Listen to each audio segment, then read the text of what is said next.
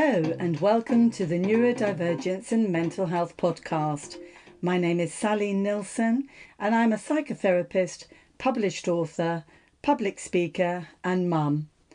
I discovered my autism and ADHD aged 56 in March 2021, and having rewritten my life story, I'm on a quest to advocate for neurodivergent community.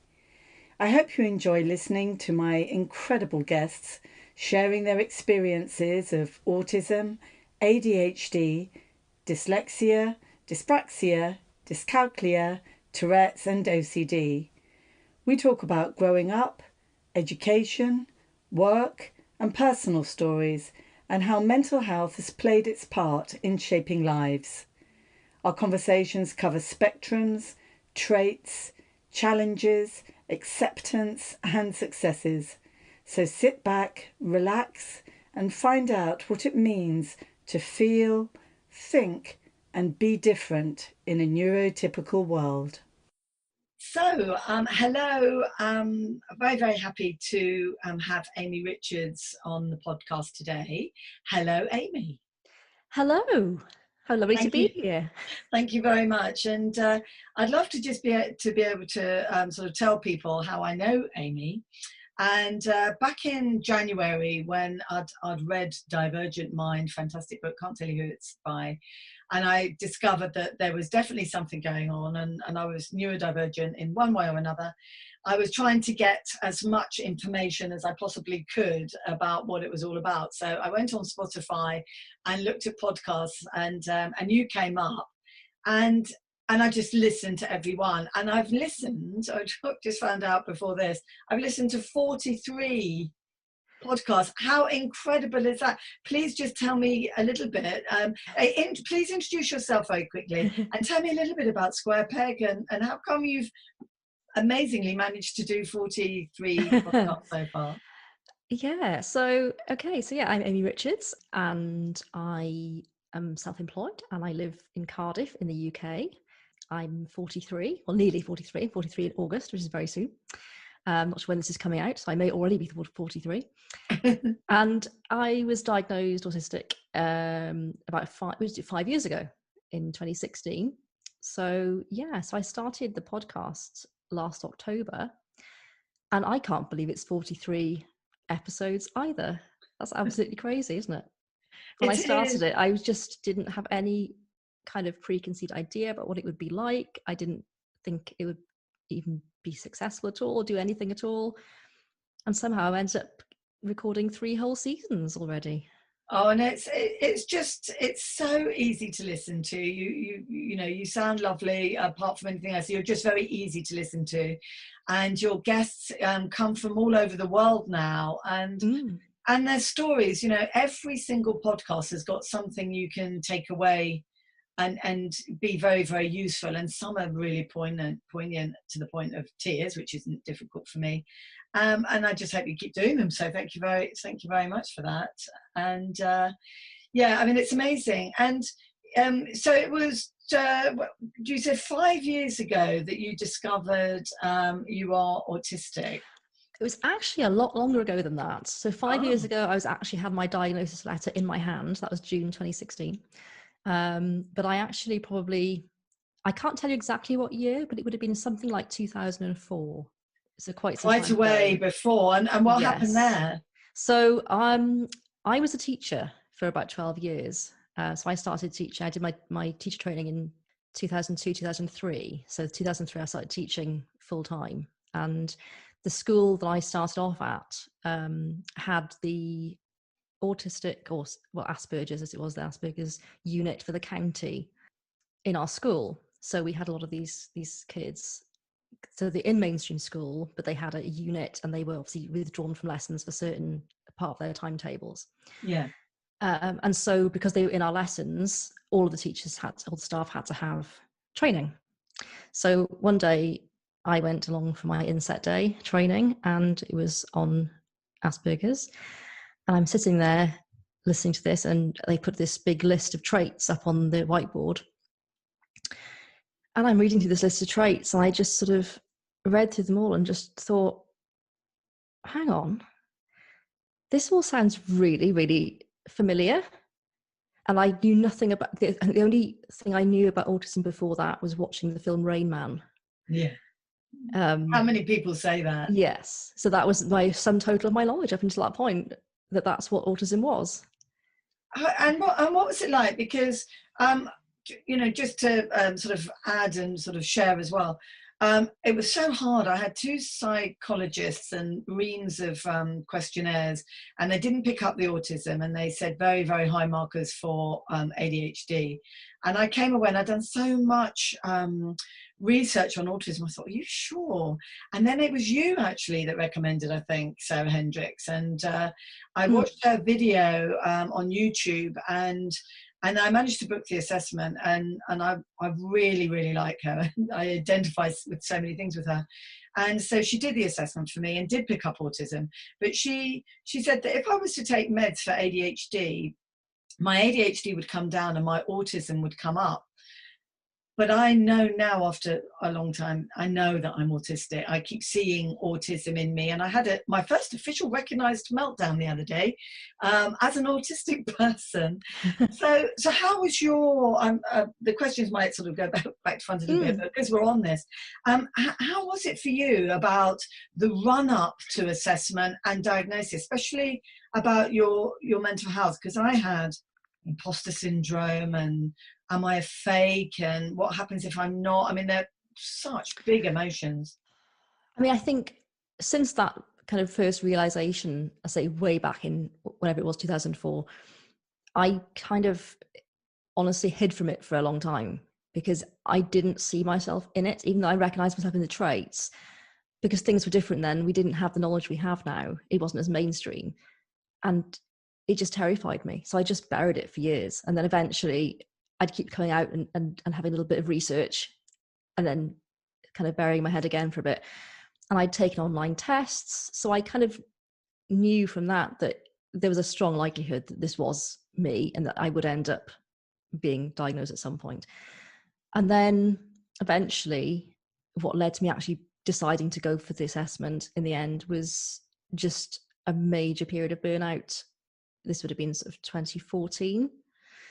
And I'd been teaching at the say for about 12 years. And it just got to a point where, I mean, I didn't know what was wrong with me.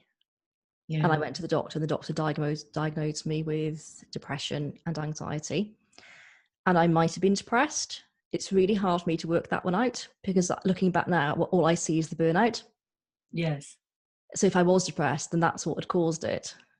But I think it was more likely that I wasn't actually depressed. Because I remember thinking at the time, I was offered antidepressants and I refused them. And I've got nothing against people taking medication that's going to help them, and that, they've really helped people.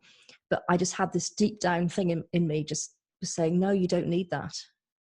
Really strong, like inner voice just saying, no, you don't need that. What I needed was to get to the bottom of what the actual problem was. Absolutely. And I understand that completely. I'm a psychotherapist, and before all of this, before March and getting my own diagnosis, and COVID, very much so, I was seeing people coming to therapy with unusual symptoms that I hadn't seen before since I started in 2016.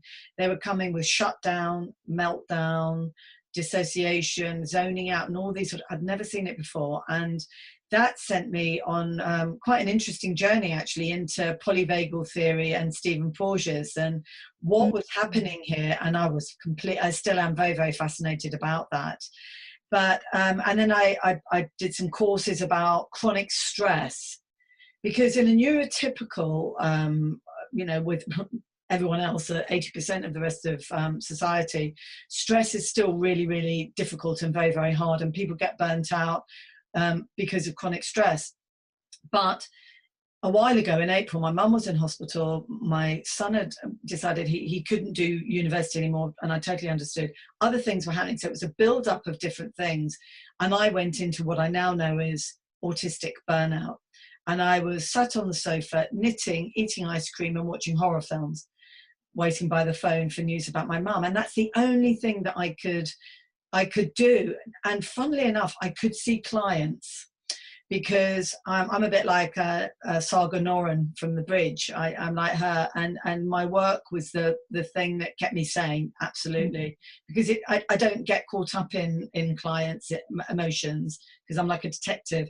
But that burnout, how do you think burnout is different in neurodivergent people than it is for non-neurodivergent people? Do you think there's a difference? That's a really interesting question. Obviously, it's really hard for me because I only have the one set of experiences.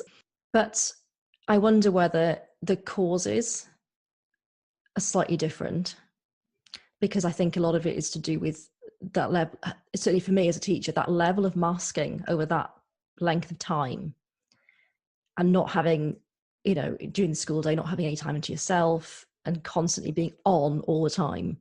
I think that's a high pressure environment for anybody.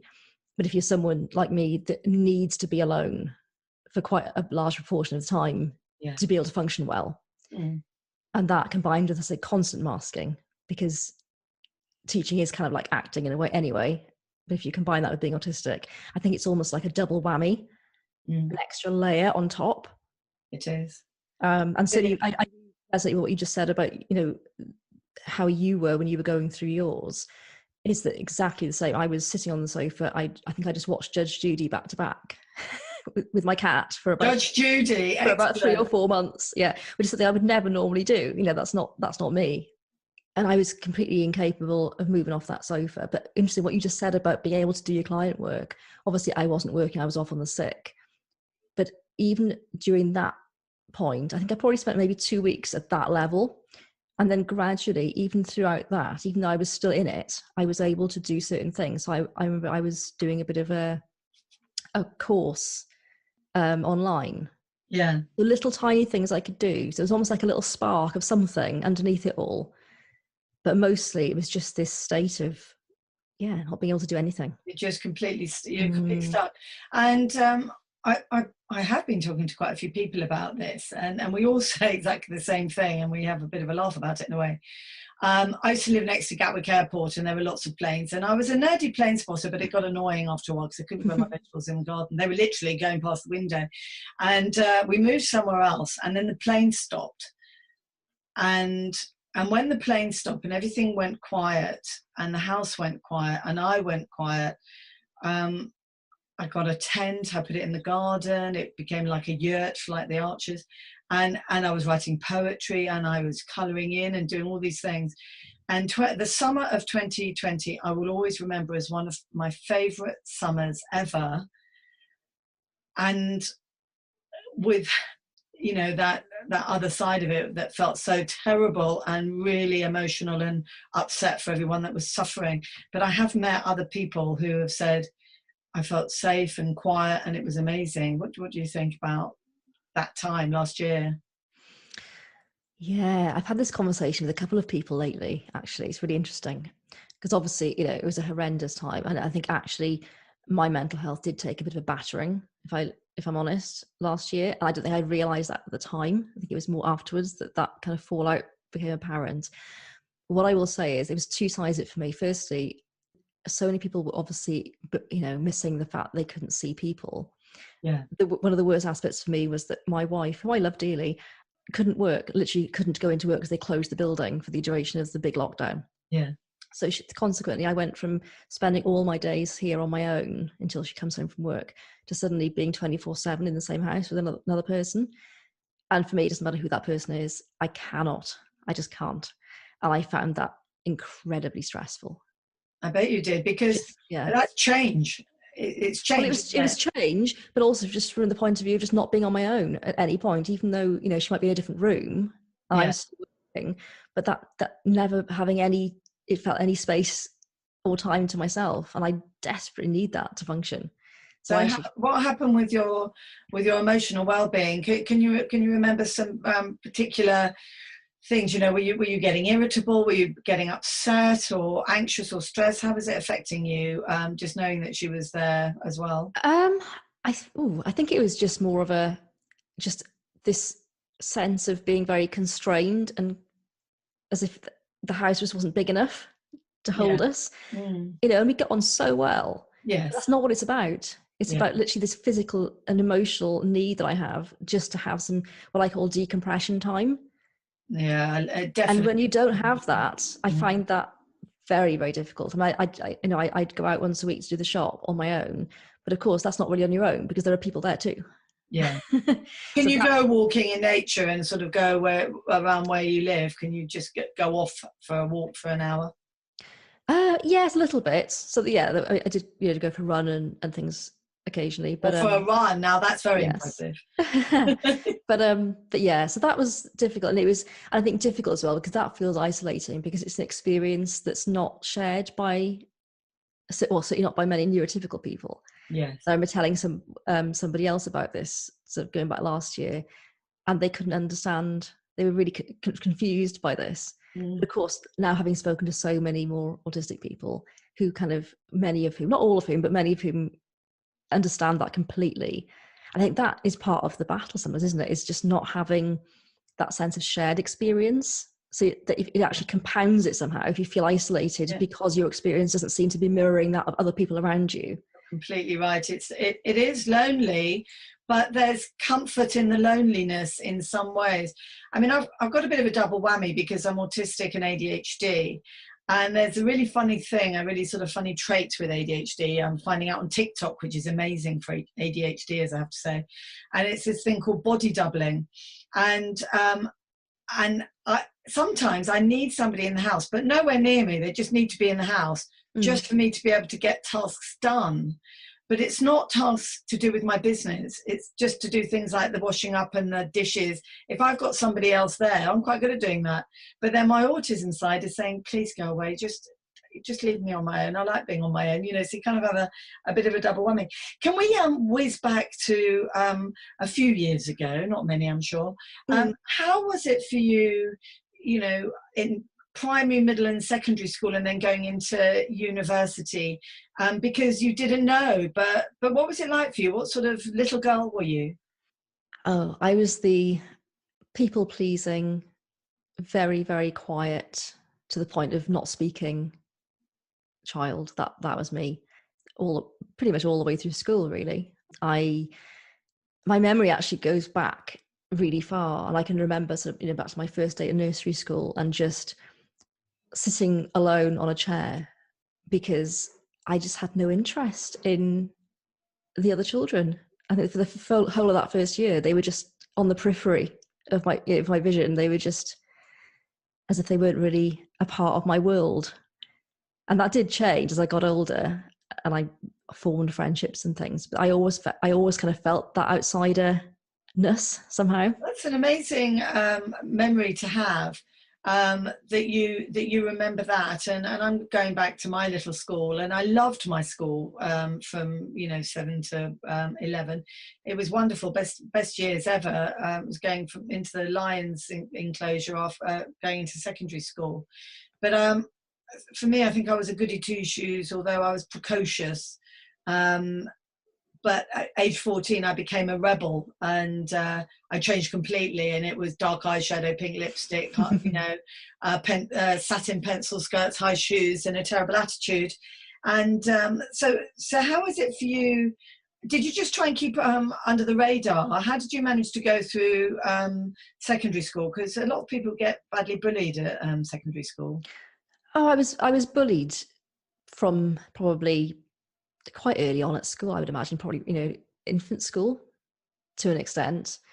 Nothing horrendous, I suppose. But I mean, I think there was a real sense of that I was different, that I was very aware of, but obviously other people were very aware of too. And I probably didn't do myself many favors in that it was probably quite obvious that I wasn't that interested in other people as a kid. And I was quite self-sufficient and quite happy reading my book in a corner.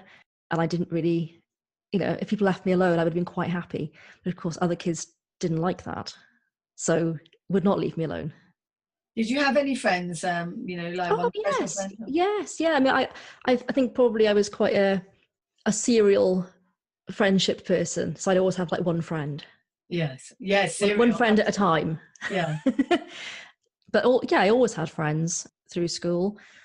Usually, say very close friends, like one or maybe two at a time. and then a slightly bigger group then when I was in high school. How did you negotiate college? Because, I mean, I've got big gaps in memory, which is not very fantastic when you're just writing your autobiography, but I'll get around it somehow. But, how did you manage in college? Did it get any easier in college, or? So, this is where my real problems started, I suppose. Because I think I managed to get through schools. I always had some friends, and I liked the academic side of school, and I liked the teachers. So I kind of managed to get by. And then when I went to university, I was so young actually, because I literally my birthday's in August, so I just turned 18. So when I went in sort of the beginning of October, and I wasn't ready at all, and I was somehow I managed to convince myself somehow that it was a good idea to go as far away as possible. I think I was trying to put that side of the person I was at school behind me, thinking I could just become this new person if I went away to university. Yeah. But of course, it doesn't work like that. You take yourself with you when you go. And I did make friends at university, but I couldn't cope with so many things. And looking back now with the knowledge I now have, I can see, poor executive functioning. I wasn't able to organise my time properly, having been in A-levels at school. Yes. Teachers. I'd never been in sixth form college, so I had no idea about managing my workload or my schedule or anything. Right. Yeah. So that was really challenging. And the social side of it was just really, really difficult for me. Suddenly I made friends, but suddenly being in this environment where there were no boundaries, there was no home to go back to.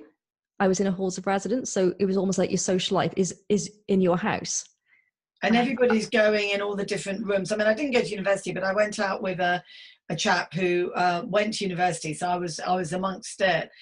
And I mean, I'm just looking at, I remember just looking at all these people doing life, doing university, doing socializing, in and out of each other's rooms and everything else.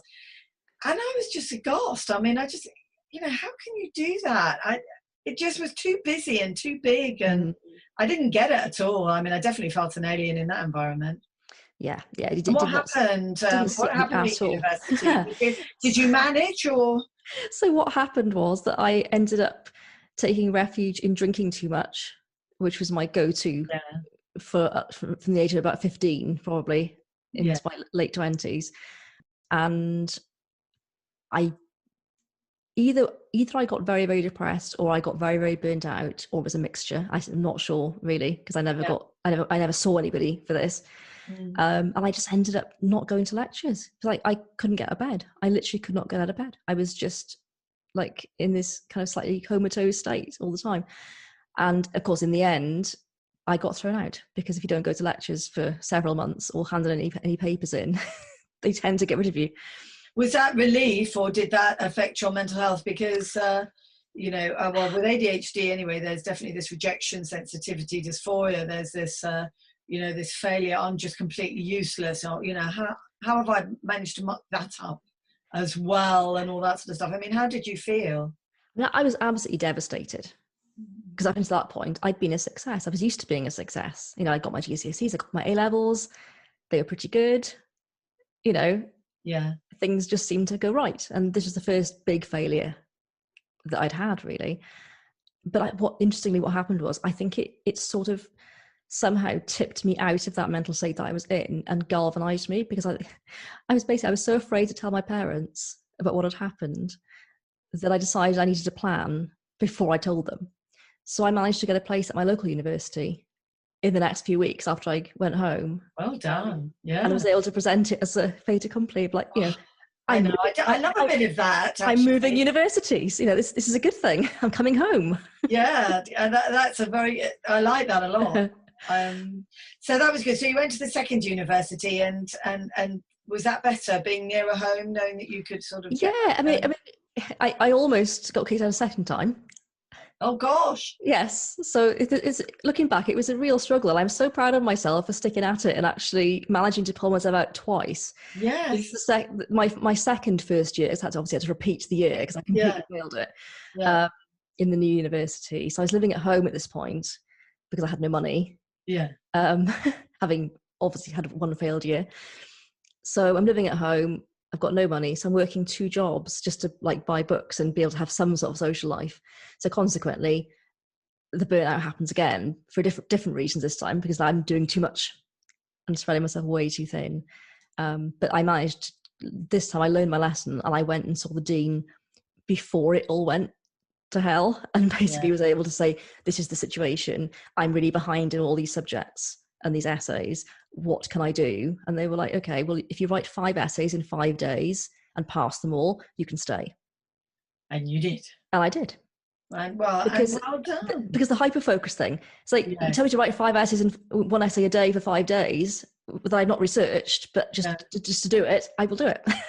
Not if you've got pathological demand avoidance. You might struggle. Well, I do actually have an element of that, I think, in my personality, but I think this was so much of a case I wanted to do it.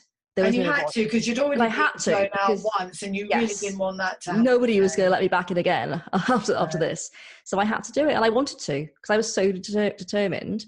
And I think that somehow just turned things around. And then I moved into a digs, and I got a better job, so I didn't have to do 2 jobs. Yeah. And things just kind of improved massively then.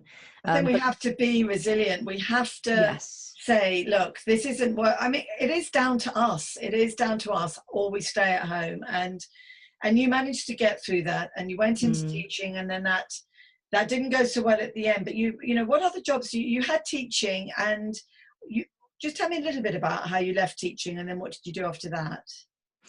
Yeah, so I was teaching for 12 years, and in some respects, it was probably quite a good job for me to have, because I always knew that I wouldn't be well suited. I just knew instinctively I wouldn't be well suited in a big company or a big open plan office. Yeah, that wasn't going to work. And in teaching, of course, you've got your classroom, so you've got some control.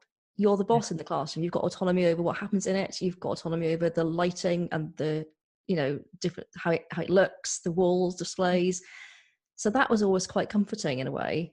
And the curriculum is familiar, and humans are humans, and unless they're actually setting fire to stuff, then you generally have some idea of what they're going to do, don't you? Yeah, exactly. And I think, it was really tough in some respects because, for example, I've got prosopagnosia, the face blindness. Oh, right, yeah. So trying to learn the kids' names, that was actually one of my worst and most difficult things of teaching, was just trying to learn who everybody was. So that's face blindness and name blindness. It's both of it, isn't it? Yeah. So basically, I'd be there with a seating plan, very carefully worked out, write all the kids' names on it. And of course, somebody would move.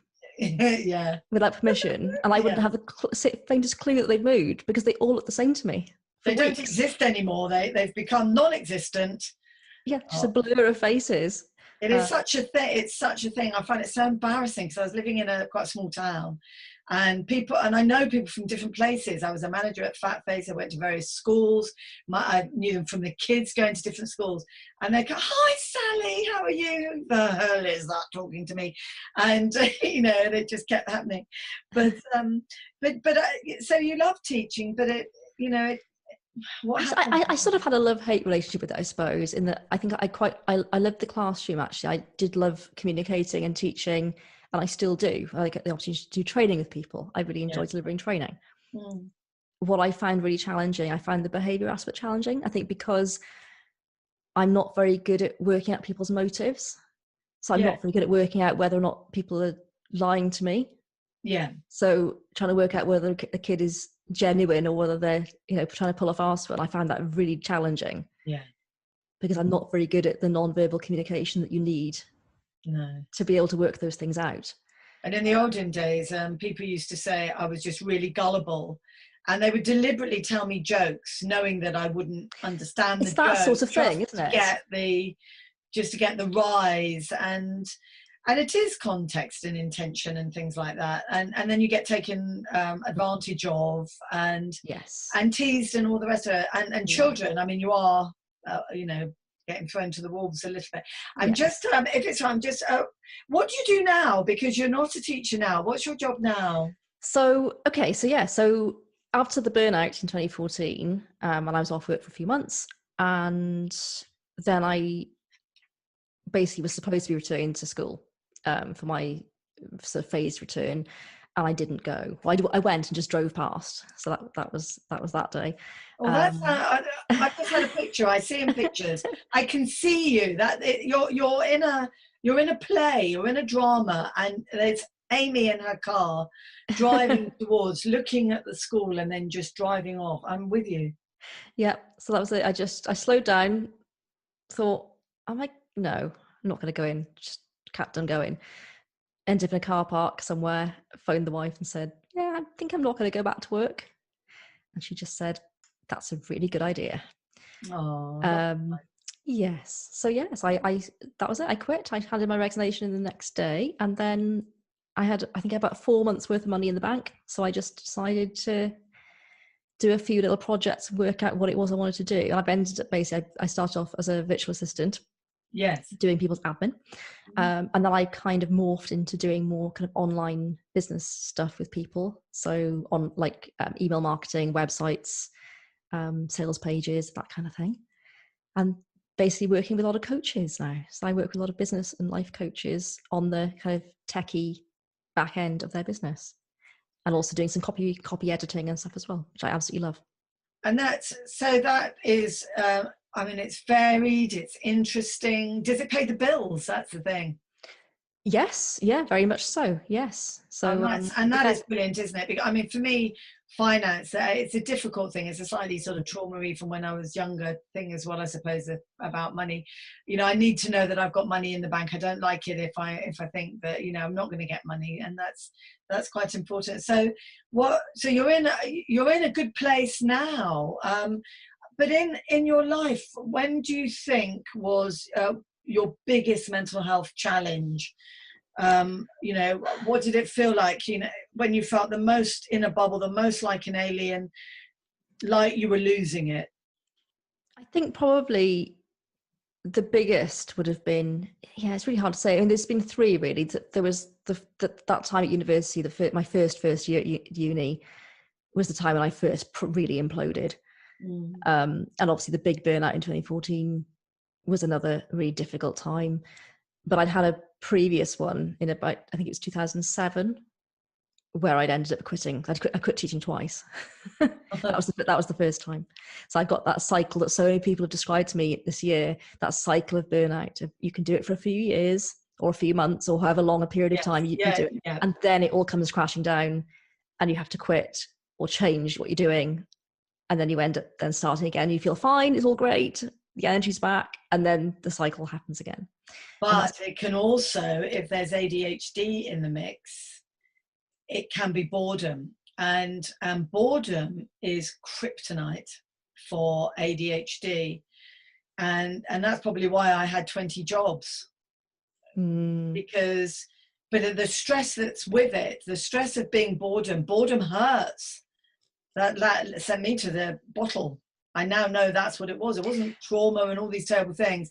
I drank alcohol because I was bored and I needed to drink to oblivion to just get rid of the day of boredom and things like that. I think that's partly why what you said just now about, the variety of what I do now is why I've managed to do it for 6 years, because I love it, but also it's really varied. I could be making a website for somebody one day, the next time doing email marketing or doing some copy editing, designing something. There's constantly different things coming up, different problems to solve. That's brilliant. And Ned Halliwell, who wrote ADHD 2.0, he said, a lot of people with ADHD anyway, which I have, is you have ideas that come out like popcorn. And I did an assessment, a working assessment, a bit like a psychometric test. And it said that exact thing. I'm very ideas and very innovative. And what happens with me is I have all these ideas, but I don't want to go with them. I'm not an industrial person. So I want to go in, say, show me the problem, show me what you want to do, and I'll come up with all these ideas and solutions. And I say, there you are, have that, I'm off. And I do that. And do you think, it sounds like you are very good at solving problems and finding solutions. Yes, yeah, I guess so. I mean, that is what I do, really, for people. And for yourself. Yes, yeah. Yeah, I've always been quite a resourceful, I see myself as quite a resourceful person, I suppose. And it's really interesting you saying about the ADHD, because I'm pretty convinced this year I've become convinced that I fall under that camp as well. Yay, you're joining our team. You're I haven't even been assessed or anything, but I do wonder quite strongly whether that might in fact be a crossover that I've got as well. It's quite fun. There's a fantastic chap called Paul Micallef on YouTube, and he did autism versus ADHD, and it was so fantastic to see where my autism was and my ADHD was. And I made a Venn diagram with the bit in the middle that was my bit, and it was just so interesting, and I really liked it. So you know, a lot of people who have stress all the time because of autism, and Paul Micallef mentioned this as well, is about complex trauma and autism.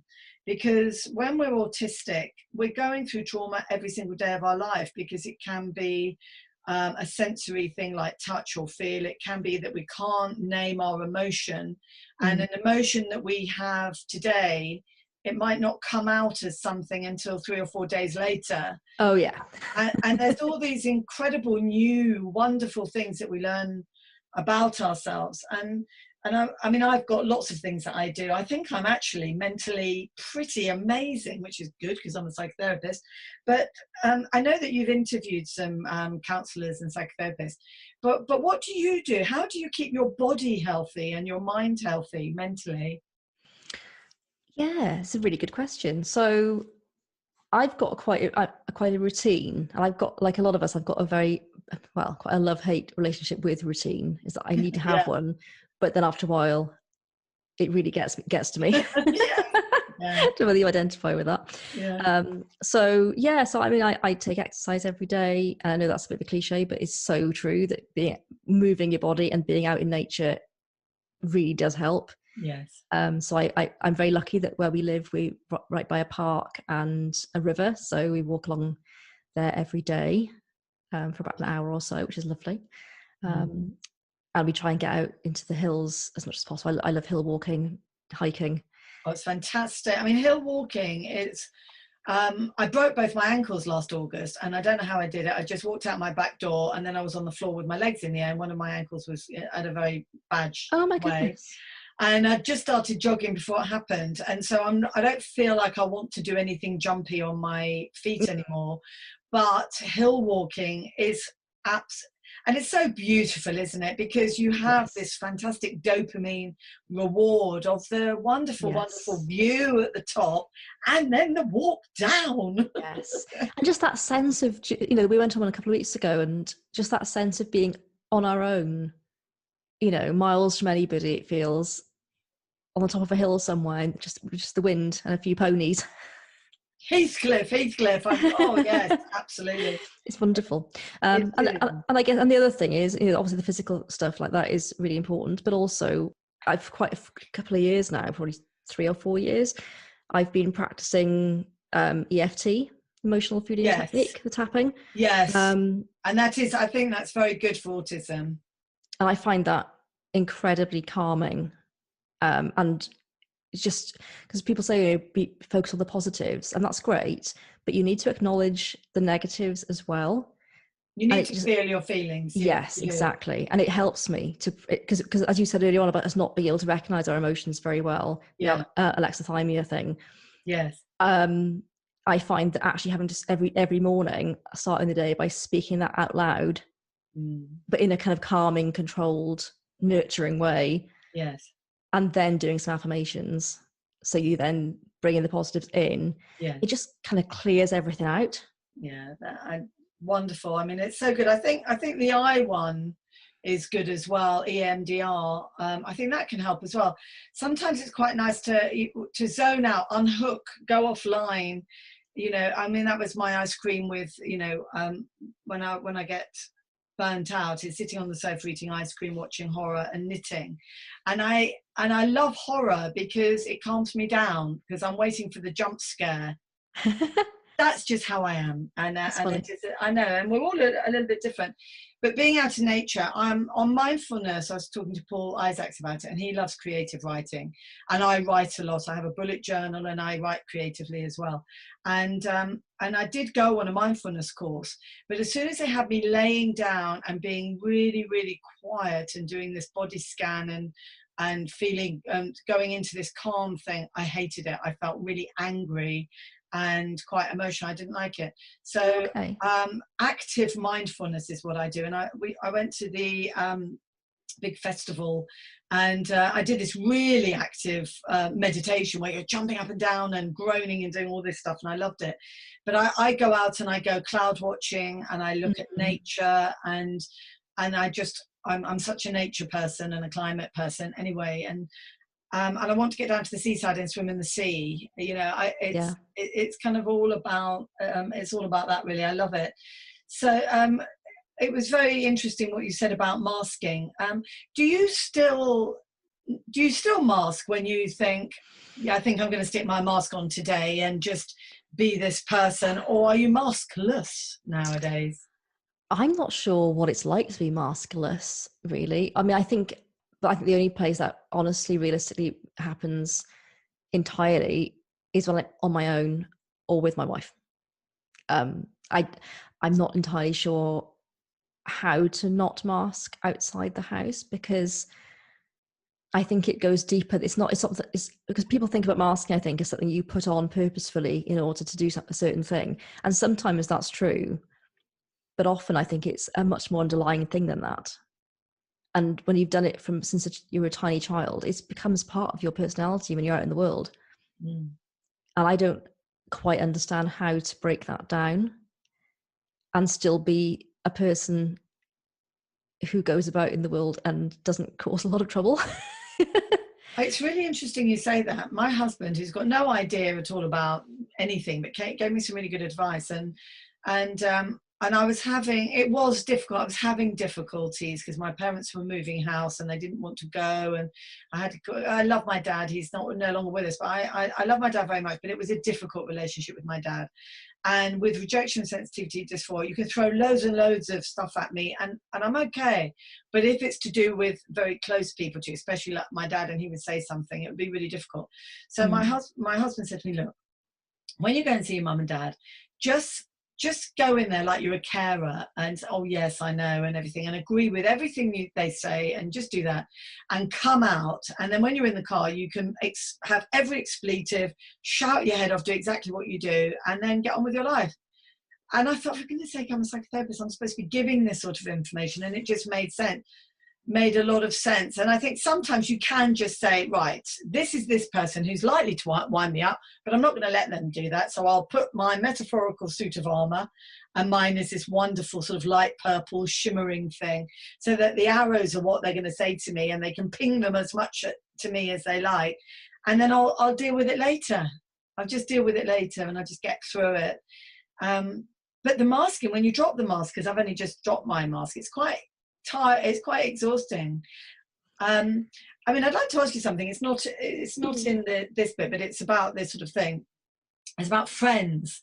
When you come out, and when I came out, I did it straight away. I went through this really big imposter syndrome and fake thing before I was diagnosed autistic, but because I wanted to know for sure whether I was or not, and then I would deal with it.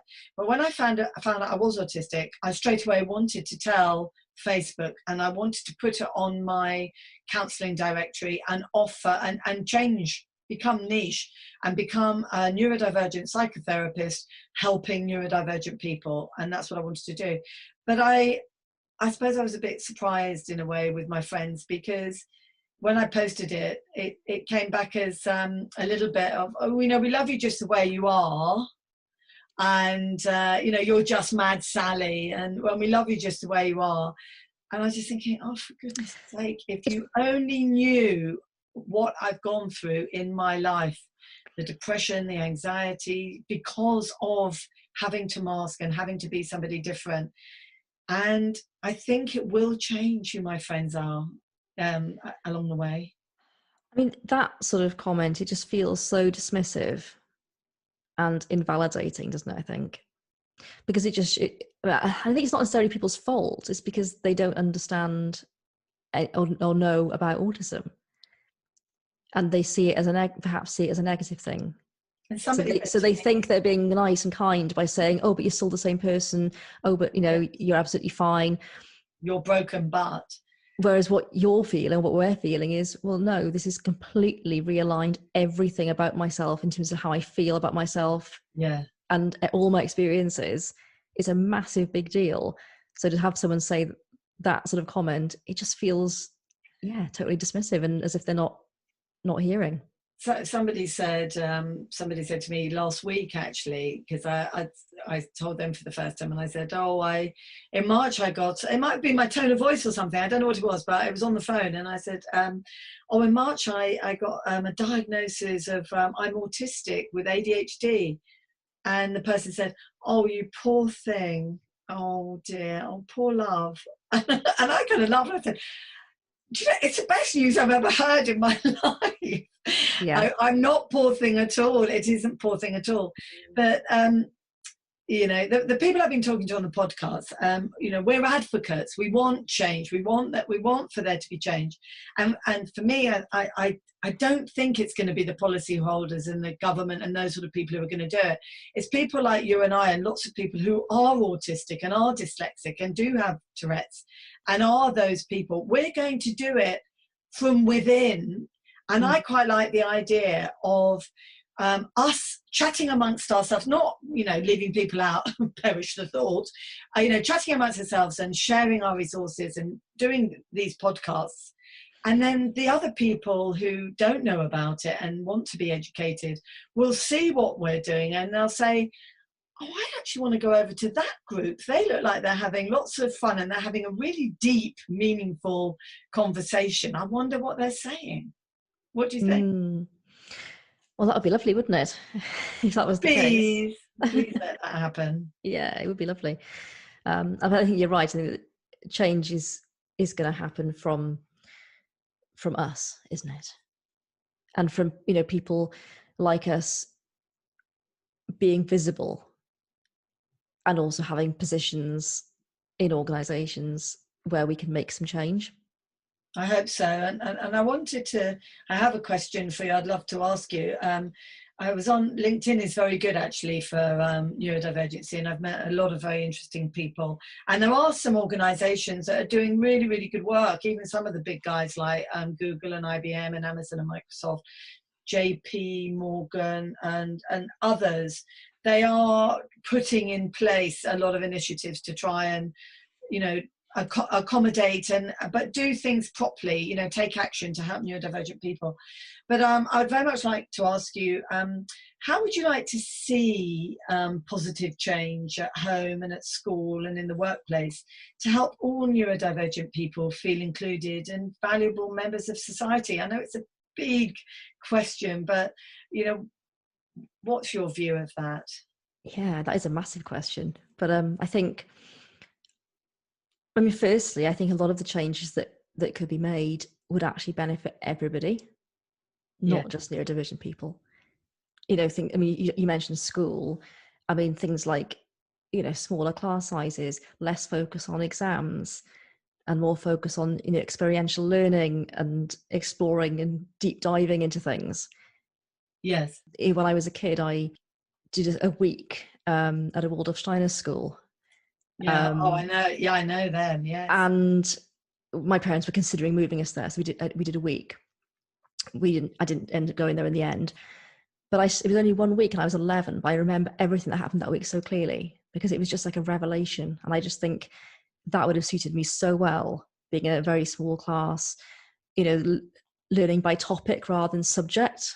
Yes. Oh, yes. So you connect the dots. So they take one theme and they do all of their lessons around that one theme.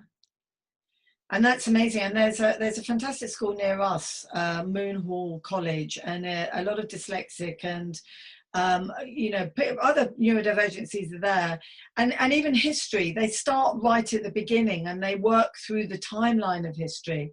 But I was looking at it in Sweden. It's a Wolfgang Steiner.